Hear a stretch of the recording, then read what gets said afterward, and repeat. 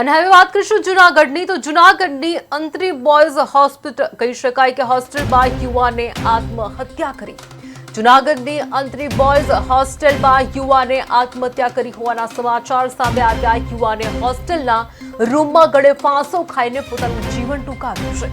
યુવક કુતિયાણા તાલુકાના માંડવા ગામનો રહેવાસી છે। ગઈકાલે મોડી રાત્રે પોતાના રૂમમાં તેણે આત્મહત્યા કરતા ચકચાર મચી ગઈ છે।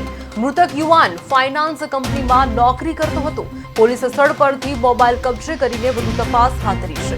પોલીસ તપાસમાં કોઈ સુસાઇડ નોટ મળી આવી નથી।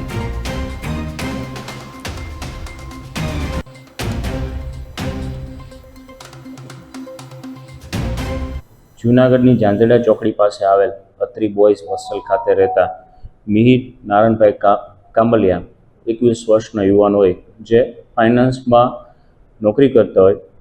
ગઈકાલના બપોરના સમયે તેમને આ હોસ્ટેલ ખાતે ગળે ફાંસો ખાઈ અને આત્મહત્યા કરેલ છે, જે અંતર્ગત બી ડિવિઝન પોલીસ સ્ટેશન ખાતે અકસ્માત મોત મુજબ પોલીસ દ્વારા કાર્યવાહી હાથ ધરવામાં આવેલી છે, જેમાં તેનો મોબાઈલ કબજે કરવામાં આવેલો છે, તેમજ તેના પરિવારના સભ્યો તેની અંતિમ વિધિમાં રોકાયેલા હોય તેના આજુબાજુના મિત્રો અને અન્ય સંબંધીઓના નિવેદન લઈ પોલીસ દ્વારા આગળની કાર્યવાહી હાથ ધરવામાં આવેલી છે।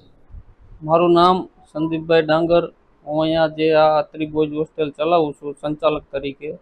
અને આ જે પગલું મિહિરે ભરેલું છે અગમ્ય કારણોસર, એની અમને કોઈ ખ્યાલ નથી। અમે એ લોકો થયા પછી સ્ટાફને પણ જાણ કરેલી છે, પછી એ લોકોના વાલીને પણ જાણ કરેલી છે, અને આગળની જે કંઈ કાર્યવાહી છે પોલીસ તપાસ।